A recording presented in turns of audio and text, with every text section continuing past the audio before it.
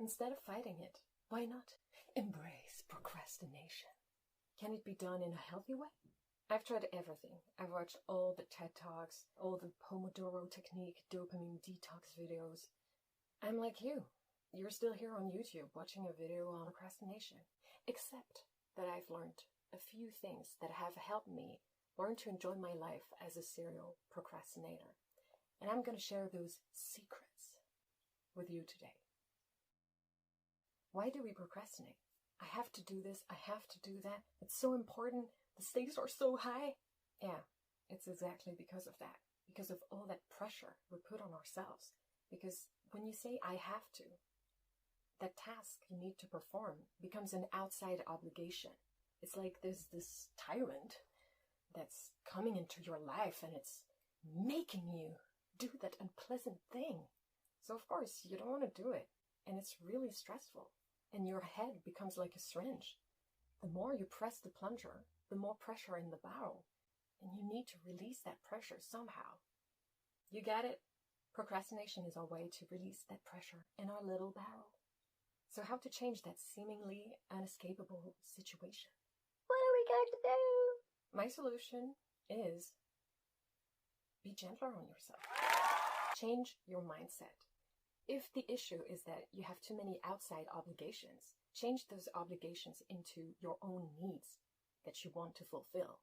How do you do that? Instead of thinking, I have to do that, say to yourself that you want to do it.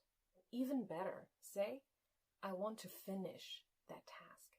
Because when you say finish, in your head, there's already this kind of relief that you know it's gonna end very soon once you get to it. Trick your own mind. Be that Jedi you've always wanted to be. So once you've decided to change your mindset and to do things for yourself, to make it sound like you're doing things for yourself, you're releasing pressure. And when there's less pressure, there's less need to procrastinate. Wow! Now, get to that task that you want to finish. Is it still too hard? Well, do try the Pomodoro technique. Have some tomato. What?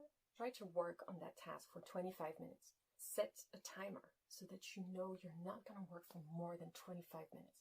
And if 25 minutes is too much, then do less. You know, we're hardcore procrastinators here, okay? Embrace the fact that it's hard for you to focus on that short amount of time. Acknowledging a problem is the first step to solving it. Wow. Also, it's normal not to be able to focus for more than 45 minutes straight. And it's also normal that you need to diversify your activities. It's really hard to just do one thing all day. For instance, if you have to write a paper, can you write for like 7 hours a day? No. You need to do different things to help your brain feel stimulated. And that diversification of your activities can seem like procrastination. But really, it's not. It's just listening to your own needs. So work for 25 minutes on that task and then go for a walk. Read your emails.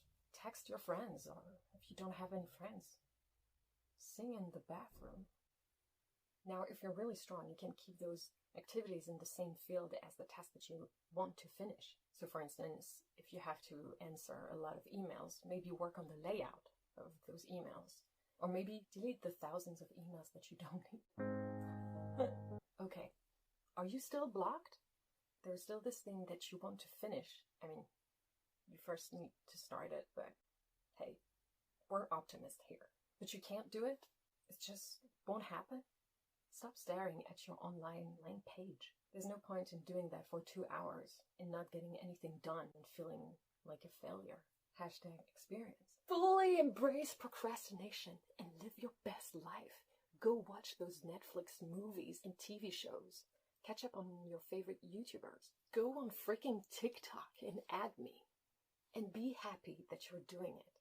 Because then you'll be in a better state to work on that task that you want to finish than if you've been building up guilt and more pressure all day because you weren't working on it. What's the conclusion? The gentler you are on yourself, the more inclined you'll be to perform that task that you have to do. I've decided to share this on YouTube because it's worked very well on me, so I really recommend being gentler, being happier. Remember, the secret is to really not feel guilty about procrastinating and fully enjoying it. Oh, one more thing. It's important to trust yourself that you're going to finish that task because you want to. It's for you. It's going to happen. But your body and your mind have decided jointly it wasn't going to happen at that moment. But it's going to happen. Trust me, trust you. You can do it. The more you feel guilty, the more pressure you'll build up, and the more paralyzed you'll be at the end of the day. So do yourself a favor. Be nice. Listen to your own inner rhythm. Maybe you're on your period, maybe you're tired, maybe your whole life is really stressful. So if you add more pressure to perform a certain task, it's normal that your body and your mind are getting blocked. And do acknowledge that sometimes, even if your life doesn't seem so stressful, we just can't always be super productive and efficient. That's a lie society is trying to make you believe. So what you really need is to listen to your own mental health and to your own body. And I know it's difficult in our very linear society to do that, but if you just try, 1% to listen to yourself a bit more, it's already some kind of release. You're listening, and that's a great mark of progress. Being gentle on yourself is the best way to achieve your goals and still feel human at the finish line. Great! Now the MBTI explanation for all this. So this is an MBTI channel, and I'm focusing a bit more on ENFPs because I'm an ENFP myself. So let's talk about procrastination and ENFPs, because hell, we know that ENFPs are so prone to procrastinating. It's our favorite activity. How does an ENFP mind function? Well, our very first mental process, our very first cognitive function is extroverted intuition. And it's basically the absolute opposite of focusing. The way ENFPs gather information is basically we hear something, we see something, and it makes us think of something else, boom, which makes us think of something else, boom, which leads us to something else, boom, and everything is connected, and it's so interesting, and it's really not ideal to focus. It's difficult for ENFPs to focus in general. Guess what? Our very least favorite mental process is the exact opposite.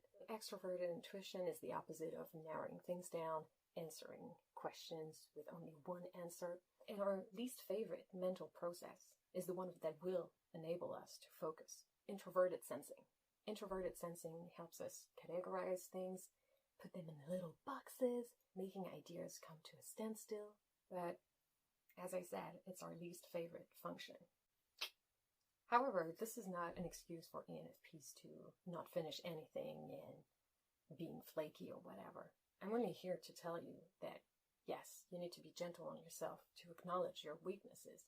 The MBTI is also a good way to acknowledge what you have to work on. So it's more difficult for us. Be gentle on yourself, but do work on it. Another thing is that ENFPs, as poor introverted sensing users, are really scared of being controlled because we don't control ourselves. You've seen all the ENFP memes that say, "Don't tell me what to do." Yeah, we freaking hate it. And that's why when we have outside obligations, it really feels to us like we're losing control over our lives, and it makes us really stubborn. We want to say, no, I'm not gonna do it. That, I think, comes from our main judging function, which is introverted feeling. The way introverted feeling works, we don't even realize that our mind has unconsciously decided what we were going to do.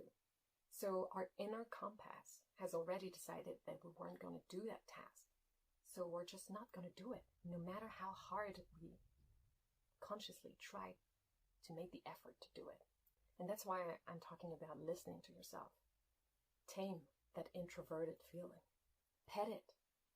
Give it a nice cuddle.